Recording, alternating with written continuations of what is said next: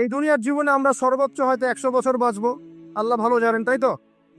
এই দুনিয়ার জীবনের এই হায়াতের সবচেয়ে ইম্পর্টেন্ট টাইমটা কোনটা বলেন? সবচেয়ে ইম্পর্টেন্ট টাইম কোনটা? যৌবন কি না? যৌবন কাকে বলে? যৌবন কাকে বলে? কত বছর থেকে কত বছর পর্যন্ত? 20 থেকে 40, বা 15 থেকে 40, বা 20 থেকে 50, এই তো? আচ্ছা, এই বয়সের মধ্যে কারা কারা আছেন হাত করুন দেখি। মাশাআল্লাহ, সবাই তো দেখে এই বয়সে, হাত নামা। এখন এই বয়স সম্পর্কে আগে 2টা হাদিস শোনেন, আমার দিকে তাকান, তারপরে আমি বলছি অবস্থা কি, করণীয় কি। আমি বলেছি যুবকদেরকে কিছু নসিহত করবো আজকে, নিয়াত করেছে, ঠিক আছে ভাই? আচ্ছা, যুবকদের সম্পর্কে প্রথম হাদিস, রাসূল সাল্লাল্লাহু আলাইহি ওয়াসাল্লাম বলেছেন, কিয়ামতের মাঠে মানুষ যখন উঠবে, আমরা উঠবো কি না? আচ্ছা, নাকি উঠবো না? যারা আগুনে পুড়ে গেছে তারা উঠবে কি না? যারা পানিতে ডুবে গেছে, যাদের লাশও খুঁজে পাওয়া যায় নাই, উঠবে কি না? উঠবে। আচ্ছা, যখন মানুষ উঠবে তখন তাকে 5টা প্রশ্ন করা হবে। কয়টা ভাই? এই 5টা প্রশ্নের আগে সে তার পা সামনেও ফেলতে পারবে না, পিছনেও ফেলতে পারবে না। আমরা কি একটু চিন্তা করতে পারছি কত ভয়ঙ্কর হবে বিষয়টা? এই সামান্য গরমে আমাদের অবস্থা খারাপ, সূর্য সেদিন সামনে নিচে, আর মানুষ উঠে দাঁড়িয়ে আছে, তাদেরকে 5টা প্রশ্ন করা হবে। যতক্ষণ পর্যন্ত প্রশ্নের উত্তর দিতে পারছে না, সামনেও যেতে পারবে না, পিছনেও আসতে পারবে না, পা নড়াতে পারবে না। 1, তোমার পুরো জীবনটা তুমি কোন কাজে ব্যয় করেছো? উত্তর কি রেডি আছে আমাদের কাছে? আমরা কি বলতে পারবো, হে আল্লাহ, আমরা আমাদের পুরো জীবন তোমার ইবাদত করে কাটিয়েছি? 2, তোমার যৌবন স্পেশালি তুমি কোন কাজে ব্যয় করেছো? তোমার যৌবন তুমি স্পেশালি কোন কাজে ব্যয় করেছো? যুবকরা কি উত্তর দেওয়ার জন্য প্রস্তুত আছে যে আমাদের যৌবন আমরা আল্লাহর পথে কাটিয়েছি? সবাই কি বলতে পারবো? 3 নাম্বার, তোমার রিজিকের উৎস কি ছিল? কোন পথে সম্পদ অর্জন করেছো? 4 নাম্বার, কোন পথে সম্পদ ব্যয় করেছো? কোন কোন খাতে সম্পদ ব্যয় করেছো? আমরা কি আমাদের আয় এবং ব্যয়ের হিসাব দেওয়ার জন্য প্রস্তুত? 5, তোমাকে আমি যে জ্ঞান দিয়েছিলাম সেই জ্ঞান অনুযায়ী আমল করেছো কিনা? আল্লাহ পাক আমাকে আপনাদের সবাইকে তৌফিক দান করুন, আমি জানা অনুযায়ী আমল করার তৌফিক দান করুন। আমি এই 5টা প্রশ্নের মধ্যে যৌবনকাল ইম্পর্টেন্ট কিনা ভাই? গুরুত্বপূর্ণ কিনা? মাথায় রাখি। সামনে একটা হাদিস শোনো, রাসূল সাল্লাল্লাহু আলাইহি সাল্লাম বলছেন, কে এই কিয়ামতের মাঠেই 7 শ্রেণীর মানুষকে আল্লাহ পাক বিশেষ মেহমানদারির ব্যবস্থা করবেন, আরশের ছায়ায় ছায়া দিবেন ইনশাআল্লাহ। কোথায় ছায়া দিবেন? ওই দিন এই ছায়া ছাড়া অন্য কোনো ছায়া থাকবে না। নবী সাল্লাল্লাহু আলাইহি ওয়াসাল্লাম বলছেন, তার মধ্যে প্রথম শ্রেণী হচ্ছে ইমামুন আদিল, ন্যায়পরায়ণ শাসক। ন্যায়পরায়ণ, আচ্ছা, ন্যায়পরায়ণ শাসকের একটা এক্সাম্পল দেই। মক্কার জাহেলি যুগে সাহাবীরা ঈমান নিয়ে এসেছেন, বাস তাদের উপর নির্মম নির্যাতন শুরু হয়ে গেছে, আবু জেহেল, আবু লাহাব, উতবা, শায়বা। তখন সাহাবীরা আল্লাহ রাসূলের কাছে এসে বলছেন, ইয়া রাসূলুল্লাহ, আপনি একটু বদদুয়া করেন, তাদের উপর বদদুয়া করেন, আমরা তো আর পারছি না। নবী সাল্লাল্লাহু আলাইহি ওয়াসাল্লাম বললেন, তোমরা মক্কা থেকে হিজরত করে হাবাসায় চলে যাও। কোথায়? হাবাসা। হাবাসা মানে হচ্ছে আবিসিনিয়া। আবিসিনিয়া মানে এখনকার ইথিওপিয়া, ইরিত্রিয়া। নাম শুনেছেন কি? বিশেষ কোচিং তো করছেন অনেকে।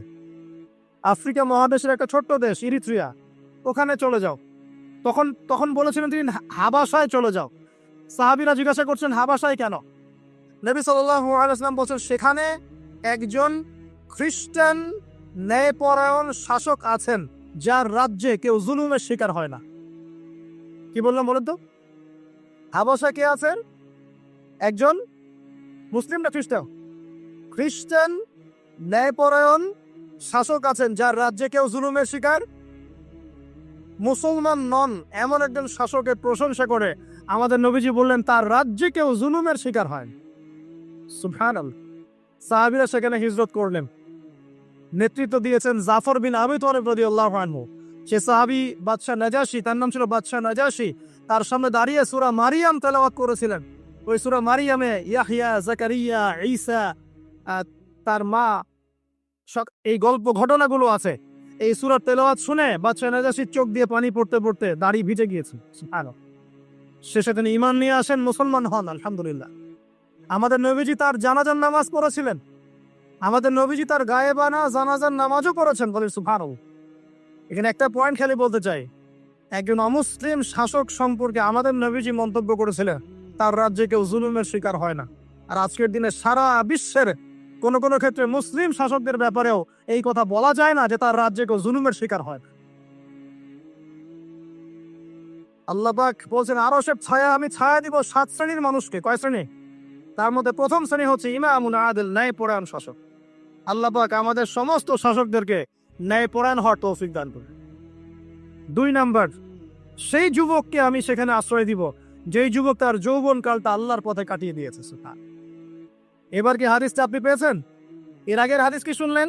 পা নড়াতে পারবেন না যতক্ষণ পর্যন্ত এই প্রশ্নের উত্তর না দিচ্ছেন যৌবনকাল কোন পথে ব্যয় করেছেন। এখন যদি আল্লাহর পথে ব্যয় করেন তাহলে আরো সে ছায়া ছায়া পাচ্ছেন, আলহামদুলিল্লাহ। বাকিগুলো কারাগার একটু বলে দেই।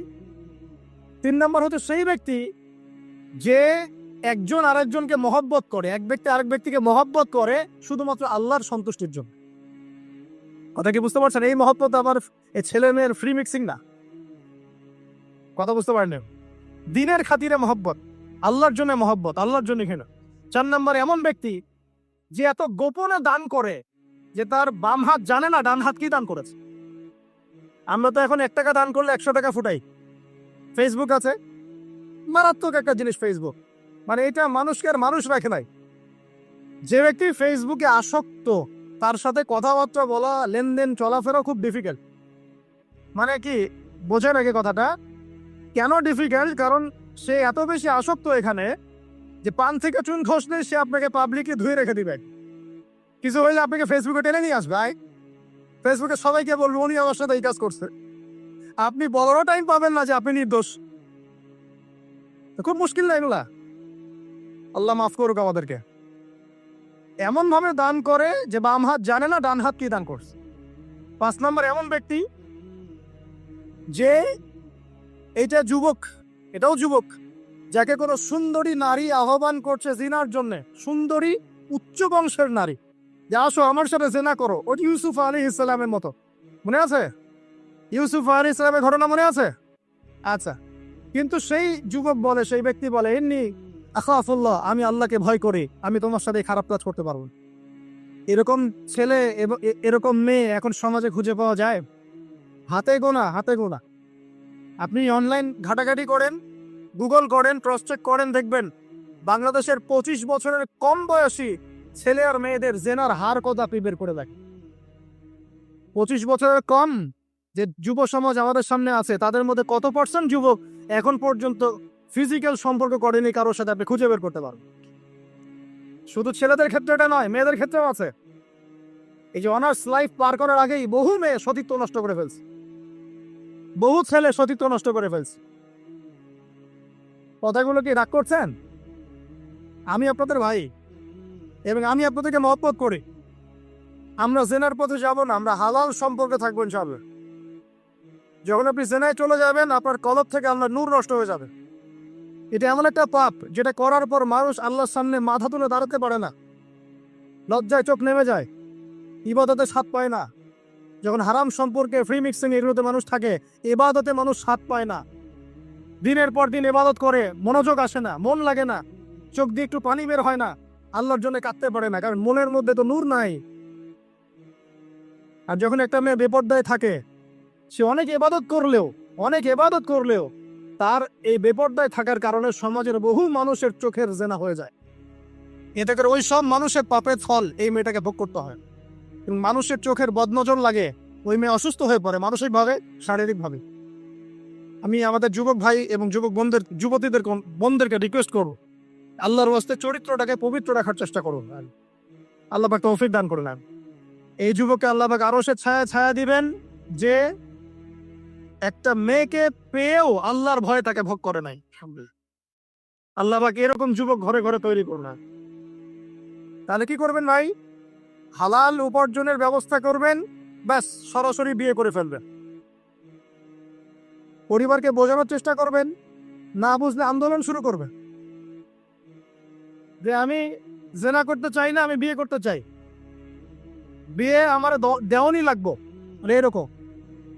ব্যাস তারপর দেখবেন বাপ মা কেমন করে বিয়ে না দেয়। আল্লাহ সাহায্য করবে ইনশাআল্লাহ।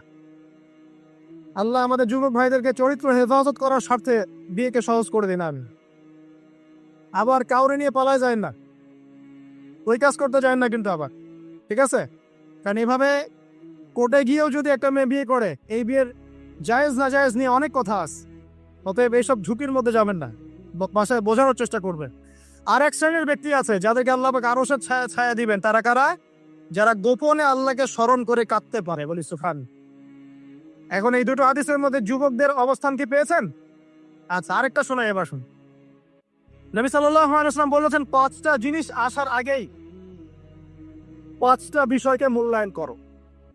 1, তোমার বার্ধক্য আসার আগেই তোমার যৌবনকে মূল্যায়ন করো। যৌবনের গুরুত্ব পেলেন তো এবার?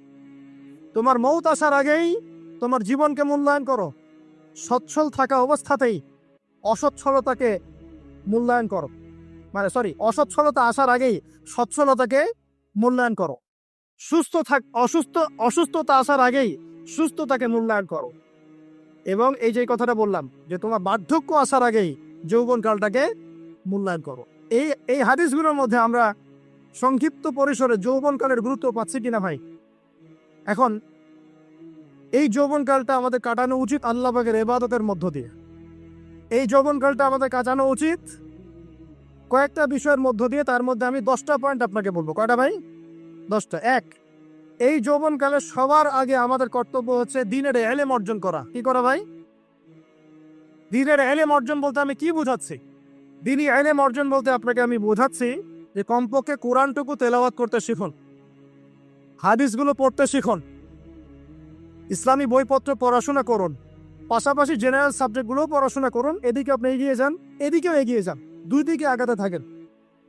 এর পাশাপাশি বরেণ্য ওলামায়ে কেরামদের সোহবতে থাকার চেষ্টা করেন। যারা রিনাউন্ড এবং বরেণ্য ওলামায়ে কেরাম, তাদের সোহবতে থাকার চেষ্টা করেন। ইলম অর্জনের অনেক ধাপ আছে। শুরু করেন কোরআন তেলাওয়াত দিয়ে, তারপরে আস্তে আস্তে হাদিসে যান, কোরআনের তাফসিরে যান, ইতিহাস পড়েন, ইসলামের ইতিহাস পড়েন, ইসলামিক অর্থনীতি পড়েন, রাসূলের জীবনী সিরাত পড়ে দেখেন, ইসলামিক ফিকহের বইগুলো পড়ে দেখেন। আস্তে আস্তে গ্র্যাজুয়ালি আপনি সামনে যাবেন। এই সিলেবাসটা আপনি কোত্থেকে পাবেন?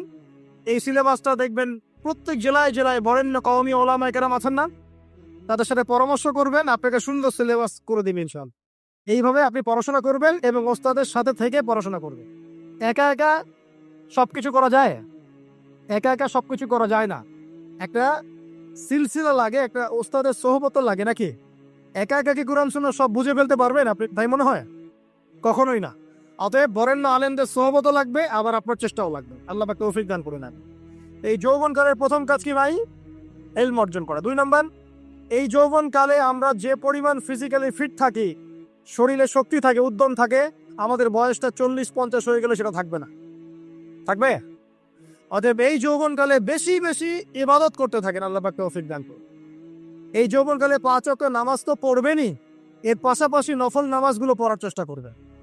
এর পাশাপাশি আপনি চেষ্টা করবেন তাহাজ্জুদের ওয়াক্তে একটু নামাজ পড়ার জন্য, কমপক্ষে 2 রাকাত, কমপক্ষে 2 রাকাত, অ্যাটলিস্ট 2 রাকাত নামাজ তাহাজ্জুদের সময় পড়ার চেষ্টা করি। আল্লাহ আমাকে তৌফিক দেখ, আপনাদের সবাইকে তৌফিক দান করুন। ওই সময় আপনি যে দোয়াই করবেন আল্লাহর কাছে কবুল হবে ইনশাআল্লাহ। যে দোয়াই করবেন আল্লাহ কবুল করবেন ইনশাআল্লাহ। যদি আপনার রিজিকটা কি হয়? হালাল হয়। হারাম রিজিক দিয়ে ইবাদত কবুল হয়? হারাম রিজিকের দোয়া কবুল হয়? কবুল হয় না। 3 নাম্বার, এই যৌবনকালে আমরা রাসূলের সুন্নতের উপর বেশি আমল করব ইনশাআল্লাহ। পারা যাবে ইনশাআল্লাহ? তাহলে নিয়াত করতে পারি যে ইনশাআল্লাহ চেহারাগুলো পরিবর্তন হবে। চেহারা পরিবর্তন মানে কি? হ্যাঁ, রাখা যাবে না? এখনো গজায় নাই। প্রত্যেক সপ্তাহে আপনাকে নবীর সুন্নতের উপর এরকম করে কুরবানি এবং জবাই করতে কে বলেছে? নবী সাল্লাল্লাহু আলাইহি ওয়াসাল্লামের সুন্নতকে জবাই করাটা কি ভালো কাজ? হ্যাঁ বলেন তো। আমরা তো এমন অনেক নাপিত ভাইদেরকে চিনি যারা এ ধরনের বক্তব্যগুলো শুনে আলহামদুলিল্লাহ জীবন পরিবর্তন করেছেন। তার দোকানে লিখে দিয়েছেন এখানে চুল কাটা হয়, দাড়ি শেভ করা হয় না। খুশি হন নাই? মুসলিমদের কথা বলছি, অমুসলিমদেরকে নিয়ে আমাদের চিন্তা নাই তো? চিন্তা আছে? একটা কথা মনে রাখবেন, একটু কথাটা মনের কান দিয়ে শোনেন। দাড়ি হচ্ছে একমাত্র ভিজিবল সুন্নত।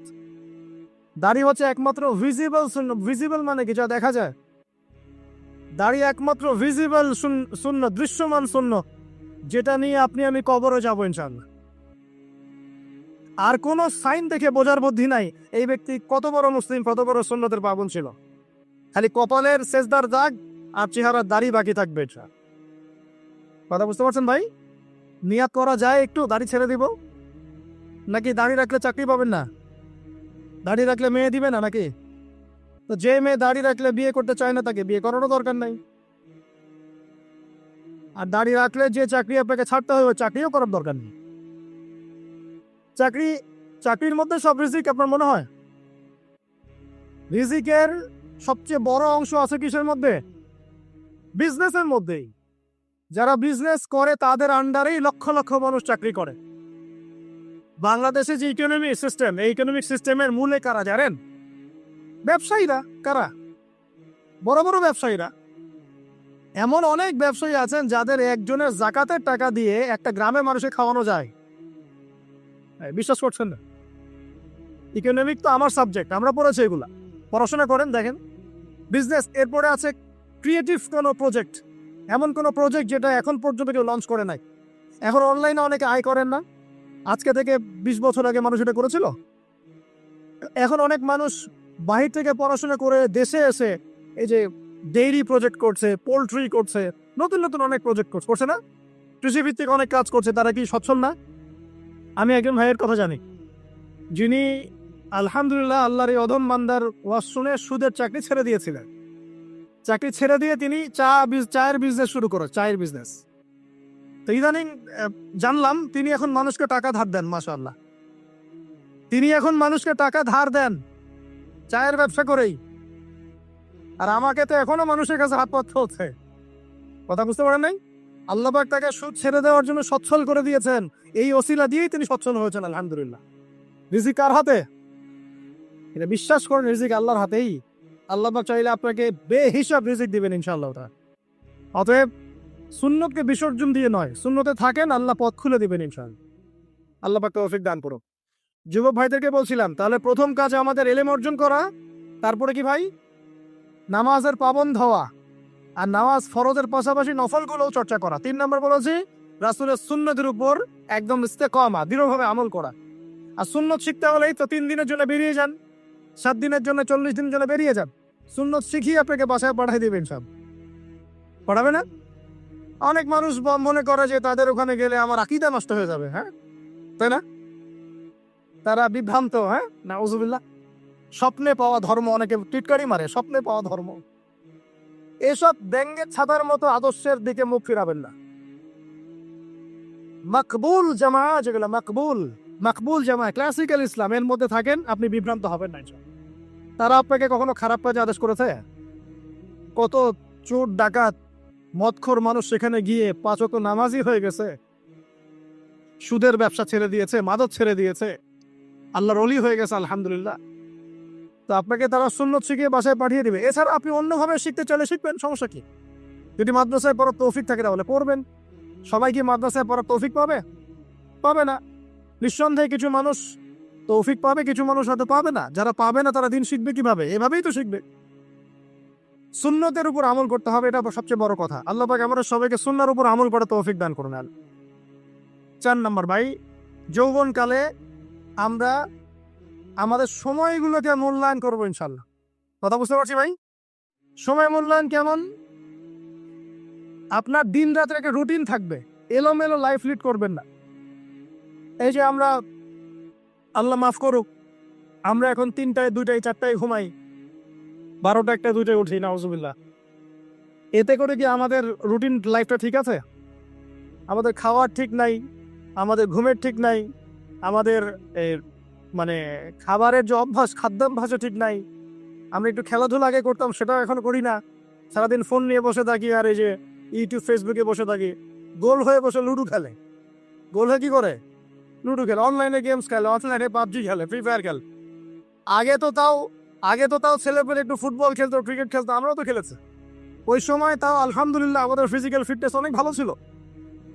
এখন ওগুলো বাদ দিয়ে যে মানুষ পর্নোগ্রাফি দেখছে, লুডো খেলছে, পাবজি খেলছে, ফ্রি ফায়ার খেলছে, সারাদিন অনলাইনে বসে অথর্বর মতো বসে আছে, এটা কি ভালো হচ্ছে? এই জন্য অ্যাটলিস্ট ফজরের নামাজ পড়ে জিকির আজগার করে পড়াশোনা করে আধা ঘন্টা 1 ঘন্টা একটু খেলাধুলা করলে কি সমস্যা?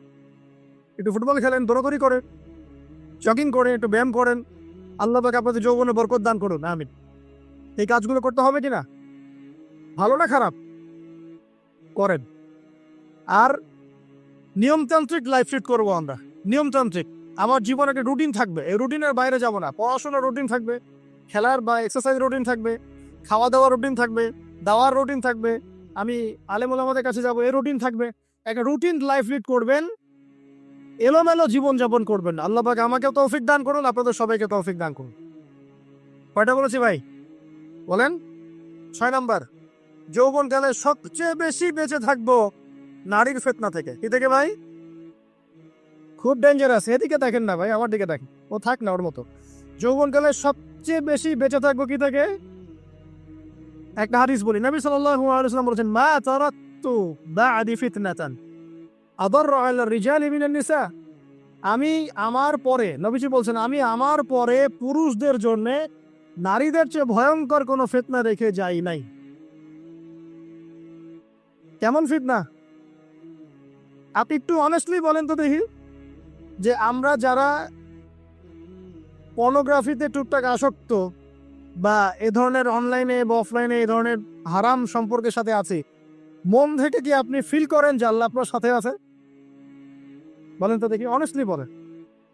আপনি যখন নামাজ পড়ে বাসায় ফিরে যান, ফিরে যেতে যেতে যদি আপনার চোখে খারাপ কিছু পড়ে, আপনার মনের নূরটা নষ্ট হয়, আপনি বুঝতে পারেন না? বুঝতে পারেন না? যখন আপনি এরকম হারাম কোনো সম্পর্কে আছেন, নাউজুবিল্লাহ, আপনার মনটা যে শক্ত হয়ে গেছে, আপনি বুঝতে পারেন না?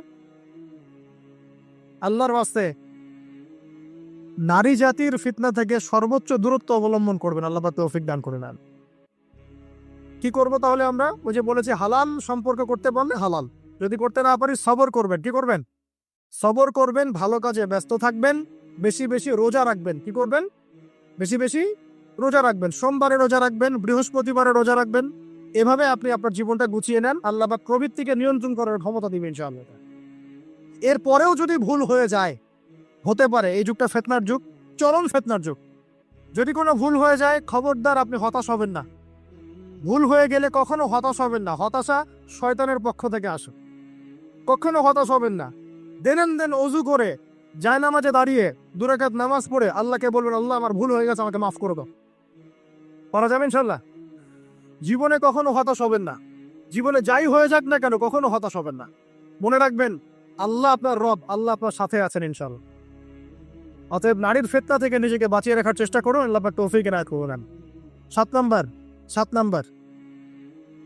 নাম্বারটা হচ্ছে, এই সমাজ আপনাকে যেভাবে শেখায়, কিভাবে শেখায়? এই যে স্কুল, কলেজ, ইউনিভার্সিটি, চাকরি, বিয়ে, সন্তান প্রতিপালন, আর তারপর ইন্না লিল্লাহি ওয়া ইন্না ইলাইহি রাজিউন, এই তো শেখায় নাকি? সবসময় মনে রাখবেন যে আল্লাহ রাব্বুল আলামিনের পরিকল্পনাই আপনার উপরে সবচেয়ে বেশি অগ্রাধিকার যোগ্য, সমাজের পরিকল্পনা নয়।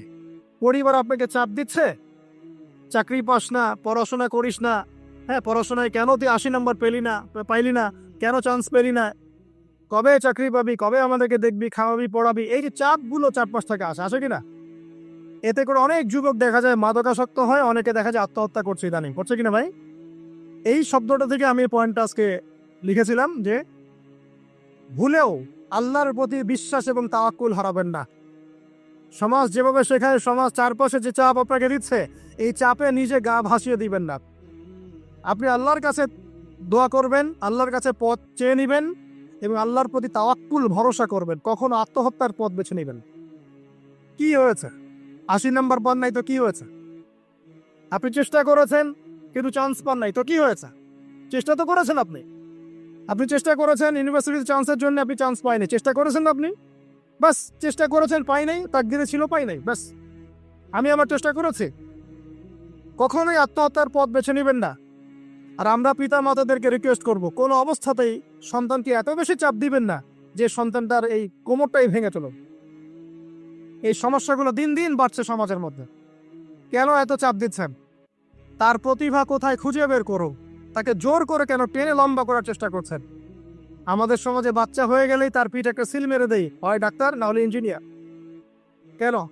এর বাইরে কোনো প্রফেশন নাই? আমার সন্তানকে হয় ঢাকা বিশ্ববিদ্যালয়ে চান্স পেতে হবে, না হলে বুয়েটে, না হলে এখানে। আর এখানে পড়লেই আমার সে ছেলে বা আমার মেয়ে একদম সবচেয়ে বড় জ্ঞানী হবে, অন্য কোনো ভাবে হবে না, এটা গ্যারান্টি দেওয়া আছে?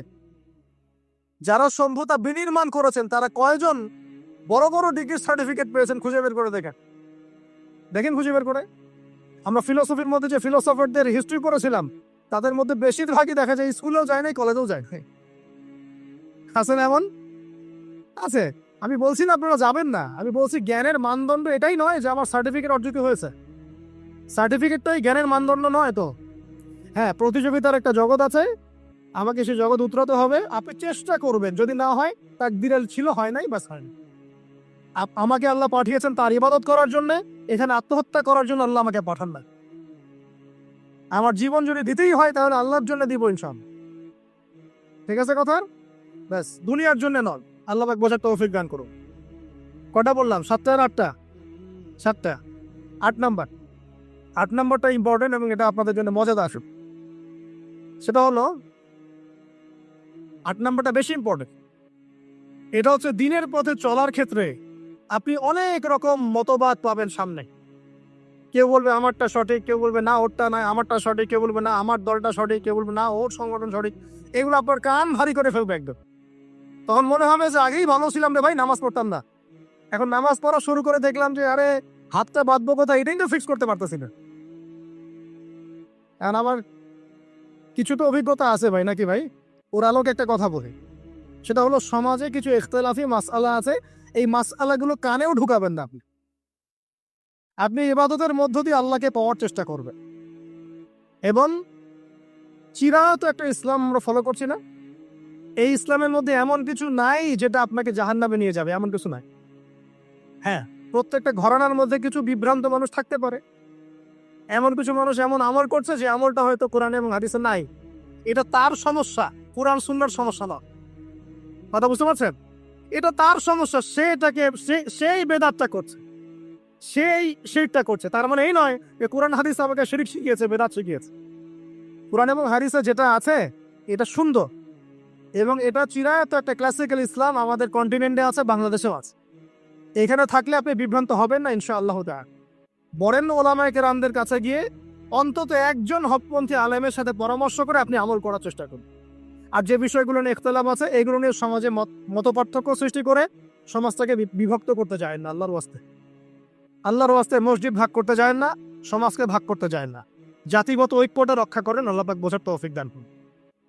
আর যদি মানুষের মধ্যে খারাপ কিছু দেখি, ওই খারাপ কিছু বিষয়টা আমি এড়িয়ে যাবো ইনশাআল্লাহ। আর কোনটা ভালো কোনটা খারাপ আমি বুঝবো কিভাবে? আমি 10 জন আলেমের সাথে পরামর্শ করবো, বাস। আমি এত বড় আলেম নই, তাহলে আমি 10 জন আলেমের সাথে পরামর্শ করব যে হুজুর এই বিষয়টা চলছে, এটা সম্পর্কে আসলে বিষয়টা কি। একটা ঘরানার দিকে কখনো আপনি সাম্প্রদায়িকভাবে বায়াসড হয়ে যাবেন না। আপনি আপনার চিন্তাটাকে লিবারেল রাখবেন, হকটা যেখানে পাবো সেটা নিব ইনশাআল্লাহ। এমন নয় যে উনি বলেছেন বলেই হক, আর কারোটা নিব না, ওনারটাই নেব, এভাবে চিন্তা করবেন না। হক যেখানে আছে সেখানে যাবেন আপনি ইনশাআল্লাহ। আল্লাহ পাক আমাদেরকে বোঝার তৌফিক দান করুন। আর যে ইখতিলাফগুলো আছে এগুলো নিয়ে সমাজকে বিভক্ত করতে চায় না, মতানৈক্য নিয়েই ঐক্য হবে ইনশাআল্লাহ তাআলা। আল্লাহ পাক আমাদেরকে এই কথাটা বোঝার তৌফিক দান করুন। আর শেষের দুটো হলো যৌবনকালে আমরা আমাদের পরবর্তী জীবনে প্রস্তুতি গ্রহণ করবো ইনশাআল্লাহ। কারণ বার্ধক্যের জীবনে আপনি কিন্তু এই কাজগুলো এখন করতে পারছেন, সেগুলো পরে পারবেন না। অতএব এই সময়ই আপনি আপনার রিজিকের একটা অংশ সঞ্চয় করার চেষ্টা করুন, কিছু সাস্টেইনেবল অ্যাসেট করার চেষ্টা করুন, যাতে পরবর্তী বয়সে গিয়ে আপনাকে দিনের দিকে কাজ করার জন্য দুনিয়ার ফিতনায় পড়তে না হয়। আল্লাহ পাক আপনাদেরকে হালাল রিজিকের ব্যবস্থা করে দিন, আমি দোয়া করি আল্লাহুম্মা আমিন। আর সবশেষ যেটা বলতে চাচ্ছিলাম, দেখুন যৌবনকালে আমরা যা করতে পারবো অন্য সময় পারি না। তাই এই যৌবনেই ইলম অর্জন করে আল্লাহ পাকের দ্বীনের এই দাওয়াতের মেহনত আমরা শহরে শহরে, গ্রামে গঞ্জে, জেলায় উপজেলায়, প্রত্যন্ত অঞ্চলে সমস্ত জায়গায় পৌঁছে দিব ইনশাআল্লাহ। যৌবনকালে আমরা বেশি বেশি দাওয়াতি কাজ করার চেষ্টা করবো, আল্লাহ পাক তৌফিক দান করুন। যতটুকু জানেন, আপনি এতটুকু জানেন না যে নামাজ পড়তে হয় 5 ওয়াক্ত, তাহলে নিজে পড়েন, মানুষকে নামাজের দাওয়াত দেন। আপনি এতটুকু জানেন না যে ভাই সুদ খাওয়া হারাম, জানেন কিনা ভাই? ব্যাস, আপনি মানুষকে বলেন যে ভাই হালাল খাই, সুদ না খাই। আপনি এতটুকু জানেন না যে জেনা করা হারাম, বাস আপনি আপনার বন্ধুকে দাওয়াত দেন, ভাই জেনার দিকে যাস না এবং হারাম অ্যাফেয়ার্সে যাস। যতটুকু জানেন অতটুকু মানুষের কাছে পৌঁছে দেন, আল্লাহ পাক তৌফিক দান করুন। যুবক ভাইদেরকে আমি এই 10টা নসিহত করলাম আজ, এই নসিহতগুলো একটু মেনে চলেন, যৌবনটা সুন্দর হবে ইনশাআল্লাহ। এছাড়া আর অনেক নসিহত আছে, এগুলো ওই যে বইগুলোর নাম বলে দিয়েছি, আল্লামা তাকি উসমানী হুজুরের যে বইগুলো এগুলো করেন, ইনশাআল্লাহ দেখবেন আরো অনেক হেদায়েত আপনি পাবেন। মোটা দাগে কথা হচ্ছে ইলম অর্জন করতে হবে। রাজি আছে কিনা ভাই? রাজি আছে কিনা বলেন? ইলম অনুযায়ী আমল বাড়িয়ে দিব, রাজি আছে কিনা? হকপন্থী ওলামায়ে কেরামের সাথে পরামর্শ করে চলবো, রাজি আছে কিনা? আমরা যৌবনকালে হালাল রিজিক অন্বেষণের চেষ্টা করব, রাজি আছে কিনা? যৌবনের সময়কে বিন্যাস করে চলবো, এলোমেলো জীবনযাপন করব না, রাজি আছে কিনা? নারীদের ফেতনা থেকে বেঁচে থাকার চেষ্টা করব, রাজি আছে কিনা? আগামী দিনের জন্য ইসলামকে এগিয়ে নেওয়ার জন্য দাওয়াতের মেহনত করব, রাজি আছে কিনা? আচ্ছা, এখন আসেন, এগুলো আমাদের করণীয় ছিল, কিন্তু আমাদের যুবকরা এখন করছে কি সেটা শোনা। আমাদের যুবকরা এখন কিশোর গ্যাং করছে, কিশোর গ্যাং। কি করছে? আপনাদের পরিবারের কর্তা যারা আছেন তাদেরকে আমি একটু রিকোয়েস্ট করবো, আপনার সন্তানের দিকে খেয়াল রাখেন। আপনার সন্তানকে যত ছোট মনে করছেন, আপনার সন্তান এখন এত ছোট নয়। কিশোর বয়সে সে এমন পাপও করে ফেলেছে যা আপনি এখনো করেন নাই। কিশোর বয়সে এমন এমন পাপ করা তার শেষ যা আপনি এখনো চিন্তাও করতে পারেন না। অতএব সন্তানকে শুধু গায়ে গতরে বড় করলে হয় না।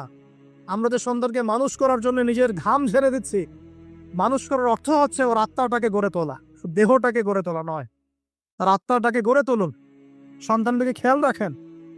ঢাকা শহরে কিশোর গ্যাংয়ের দৌড়তে টেকা যাচ্ছে না, রাস্তাঘাটে ছিনতাই করছে, মাদক সেবন করছে, মানুষের সম্পদ মোবাইল ধুপ করে কেড়ে নিয়ে দৌড় দিচ্ছে, এক গ্যাং আরেক গ্যাংয়ের সাথে মারামারি করছে।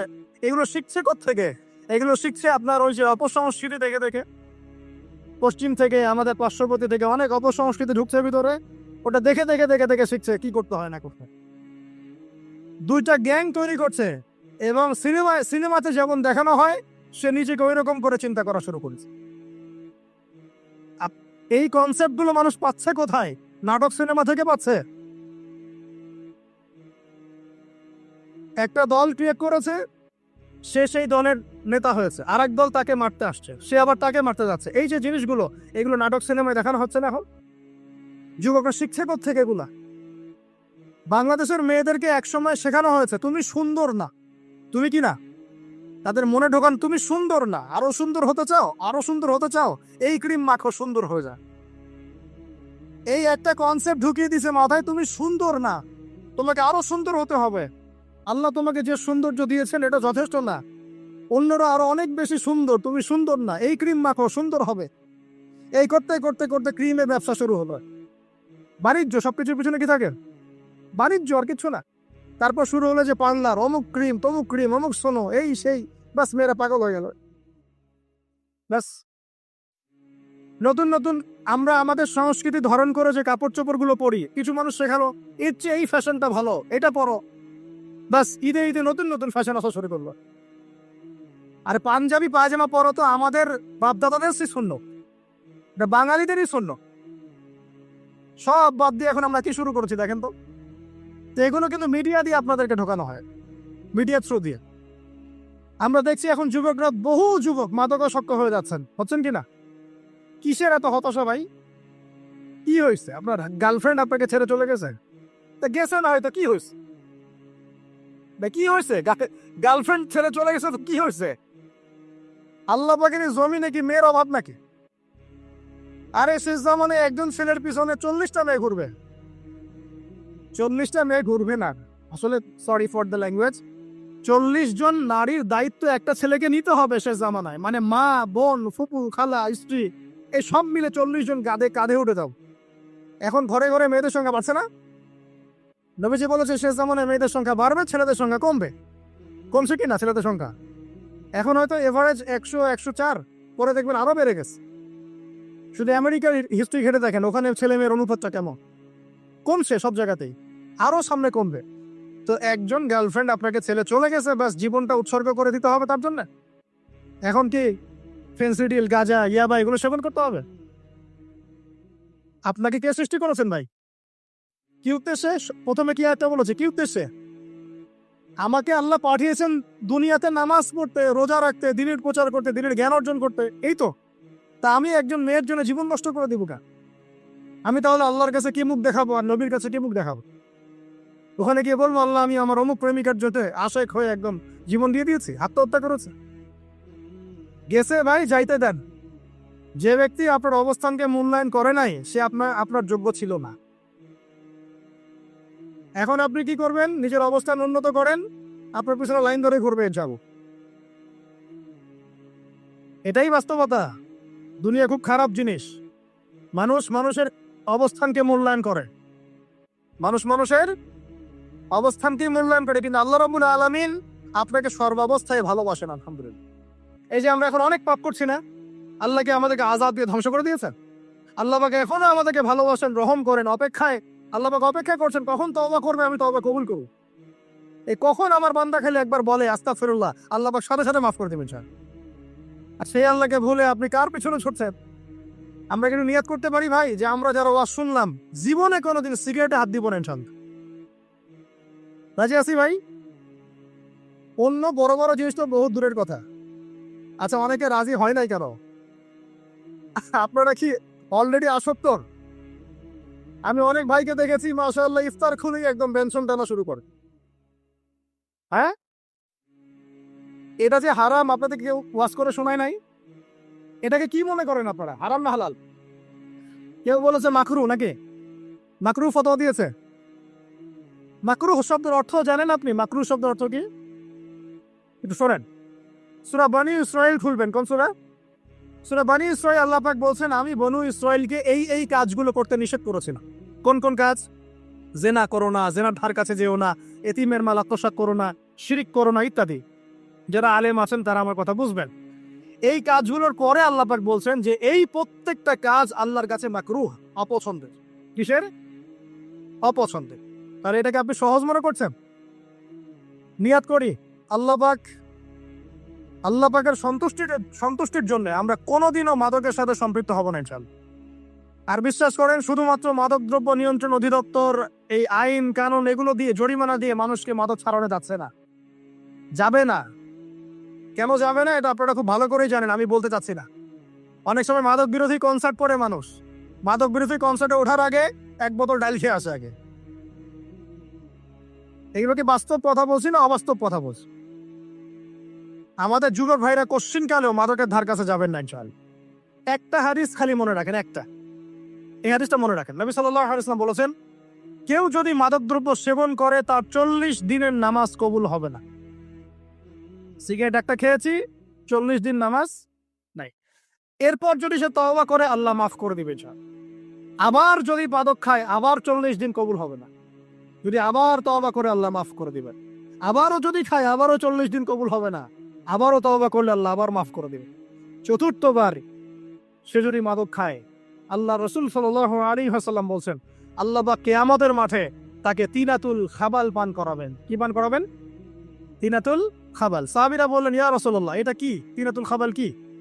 নবী সাল্লাল্লাহু আলাইহি ওয়াসাল্লাম বলছেন এটা হচ্ছে জাহান্নামীদেরকে আযাব দেওয়ার পর তাদের রক্ত মাংসের যে পুঁজ বের হবে, এই যে ড্রিঙ্কস, জাহান্নামের হার্ড ড্রিঙ্কস, এই ড্রিঙ্কস এর নাম হলো তিনাতুল খাবাল। আল্লাহ পাক আমাদের সবাইকে মাদক থেকে বাঁচিয়ে রাখুন। হতাশা মাদক দিয়ে দূর হয় না। হতাশা দূর হবে, বলে দিব, 3টা জিনিস, মাত্র 3টা। কয়টা ভাই?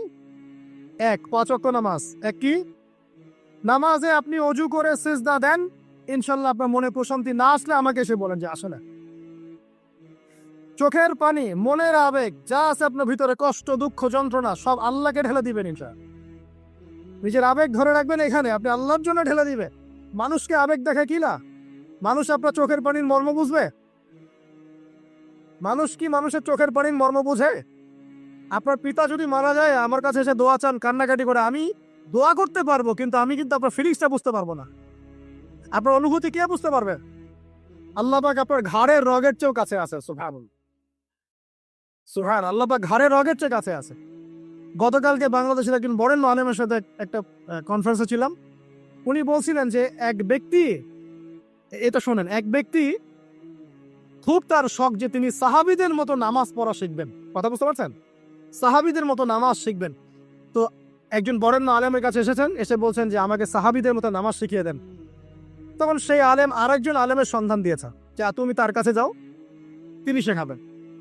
তো সেই ব্যক্তি একটু অবাক হয়েছেন, কারণ যাকে প্রশ্ন করেছিলেন তিনি অনেক বড় মুহাদ্দিস, আর যার কাছে পাঠানো হচ্ছে তিনি অত বড় মুহাদ্দিস নন, কিন্তু আবেদ, আমল করেন।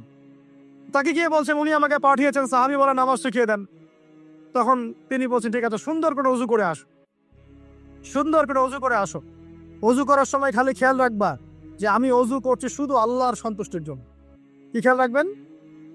ওযু করছি শুধু আল্লাহকে রাজি খুশি করার জন্য ওযু করছে, আর কোনো উদ্দেশ্য নাই আমার।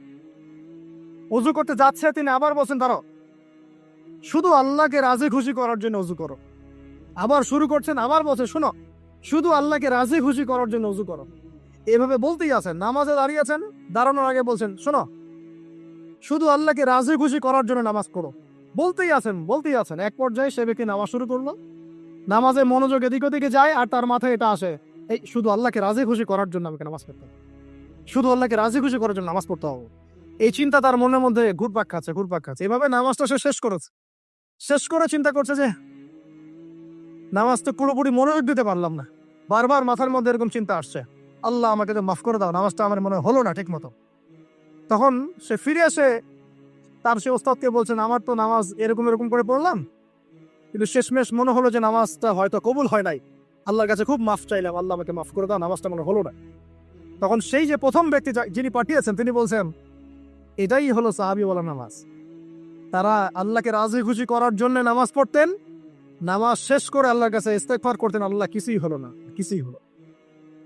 আমার কথা কি বুঝতে পারছেন? অতএব আল্লাহকে রাজি খুশি করার জন্য আপনি আপনার আবেগ, আপনার ইবাদত সব ঢেলে দিবেন, এটা অন্য কারো কাছে কিছু পাওয়ার আশা করবেন। অতএব নামাজ আপনার মাদকের দিকে যাওয়া লাগবে না, নামাজই আপনার হতাশা দূর করে দেবে ইনশাআল্লাহ।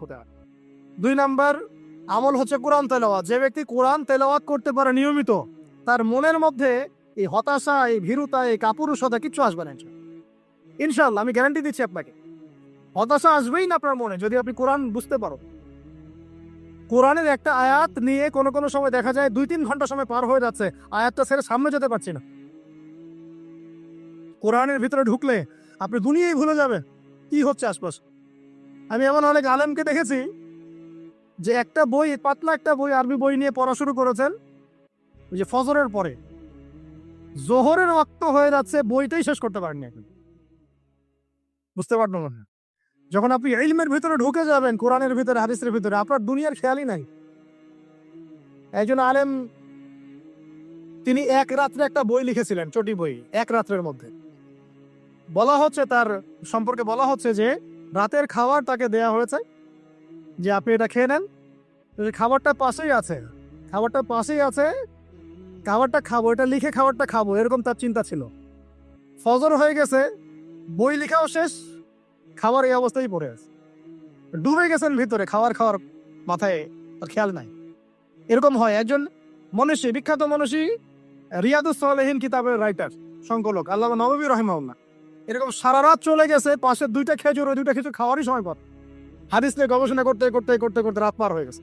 আমি বলতে চাচ্ছি যখন ইলমের ভিতরে, কোরআন হাদিসের ভিতরে ঢুকে যাবেন, আপনার দুনিয়ার খেয়াল আপনার চলে যাবে ইনশাআল্লাহ। এই টেনশন, হতাশা, এই সেই বাদ, তখনই আল্লাহ পাক আপনাকে তার পক্ষ থেকে রহমত দিবেন, বরকত দিবেন, আল্লাহ আপনার দুনিয়ার কাজগুলো করে দিবেন ইনশাআল্লাহ।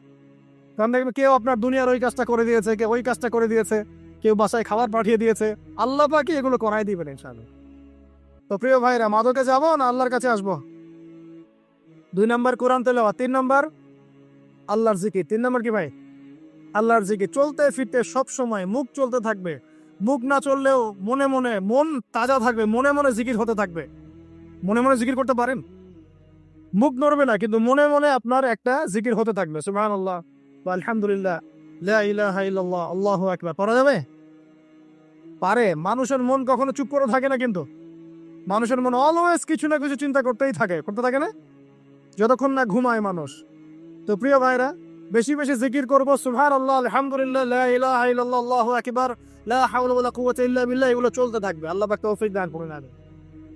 আমরা আমাদের সমাজে যুবকদেরকে এরকম টিকটকে দেখছি, অনলাইনে আসক্ত দেখছি, জেনায় আসক্ত দেখছি, পর্নোগ্রাফিতে আসক্ত দেখছি। আমরা দেখছি আমাদের যুব সমাজকে মাদকে আসক্ত, কিশোর গ্যাংয়ে আসক্ত। এইগুলো কি আমাদের কাম্য ছিল ভাই? আমাদের কাম্য ছিল? এই অবস্থায় কি যুব সমাজ আল্লাহ পাকের দিনের পতাকা হাতে নিয়ে আল্লাহর জমিনে দিন কায়েম করতে পারবে কিনা একটু আমাকে উত্তর দেন দেখি। এখন এই অবস্থায় পারবে? অতএব অবস্থার উন্নতি করতে হবে কিনা? উন্নতির জন্য রাজি আছি কিনা ইনশাআল্লাহ? আমরা চাই কি আল্লাহ পাকের দিনটা আল্লাহর জমিনে প্রতিষ্ঠা লাভ করুক, আল্লাহর দিন সবার ঘরে ঘরে পৌঁছে যাক। আল্লাহ পাকের দিনের যে সৌন্দর্য সবাই সেটাই, এই সৌরভটা সবাই পাক। আমরা চাই কিনা সমাজে শান্তি প্রতিষ্ঠা হোক, আবার সেই রাসূলের মতো যুগ চলে আসুক? আমরা চাই কিনা? অতএব আমাদের সবাইকে যৌবনের এই প্রলোভনগুলো থেকে বেরিয়ে এসে আল্লাহ পাকের ইবাদতে আত্মনিয়োগ করতে হবে। আল্লাহ পাক আমাদের সবাইকে তৌফিক দান করুন বলি আমিন। আমাদের সবাইকে আল্লাহ রাব্বুল আলামিন কোরআন এবং হাদিসের গভীর জ্ঞান অর্জন করার তৌফিক দান করুন, বেশি থেকে বেশি ইবাদত করার তৌফিক দান করুন।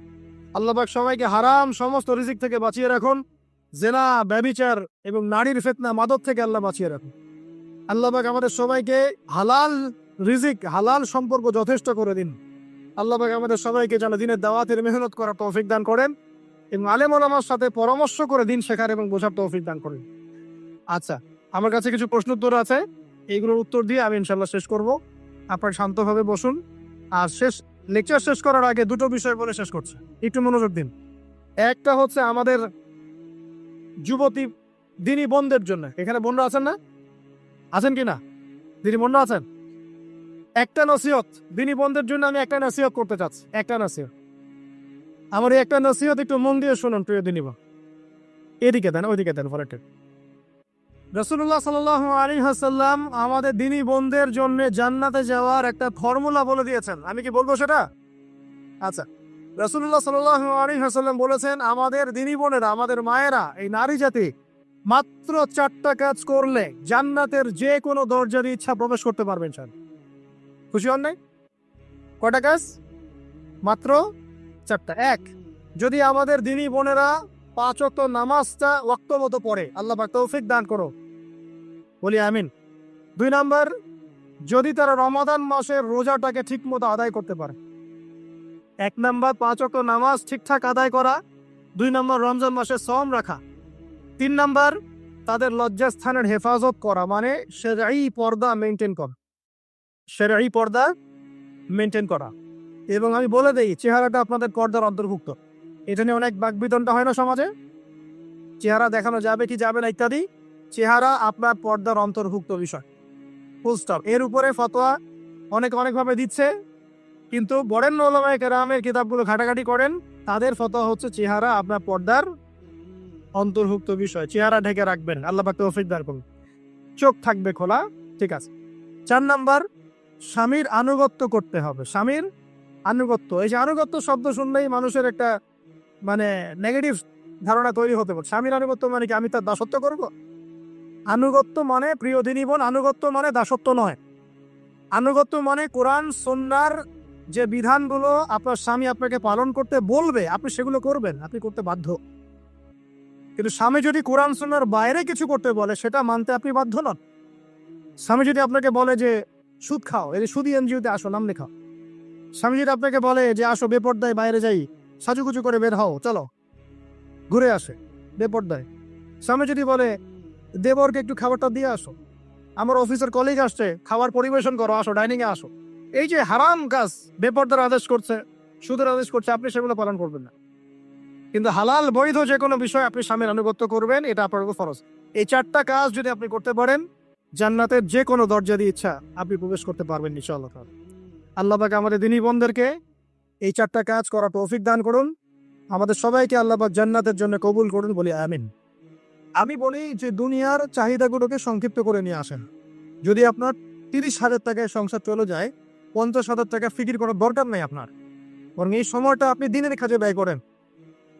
কারণ আল্লাহ রাব্বুল আলামিন বলেছেন যে ওয়া ইয়াত্তাকিল্লাহ ইয়াজআল লাহু মাখরাজা, যে ব্যক্তি আল্লাহকে ভয় করবে, আল্লাহ তার জন্য বিপদ থেকে উদ্ধারের পথ বের করে দিবেন। ওয়া ইয়ারযুকুহু মিন হাইসু লা ইয়াহতাসিব, এমন উৎস থেকে আল্লাহ তার রিজিক দিবেন যা সে কখনো কল্পনা করে নাই। রিজিকে টেনশন করেন না, আল্লাহর হাতে রিজিক, আপনি আল্লাহর উপর ছেড়ে দেন, চেষ্টা করেন বেহিসাব রিজিক আল্লাহ পাক আপনাকে দিবেন ইনশাআল্লাহ। রিজিক মানে এটাও যে আপনি ইমানদার, আপনার নেকার স্ত্রী আছে, আপনার সুসন্তান আছে, আপনার রিজিক পর্যাপ্ত হচ্ছে, আপনি অসুখ বিসুখে কম পড়ছেন, বিপদ আপদে কম পড়ছেন, এগুলো সব রিজিকের অন্তর্ভুক্ত। শুধু টাকা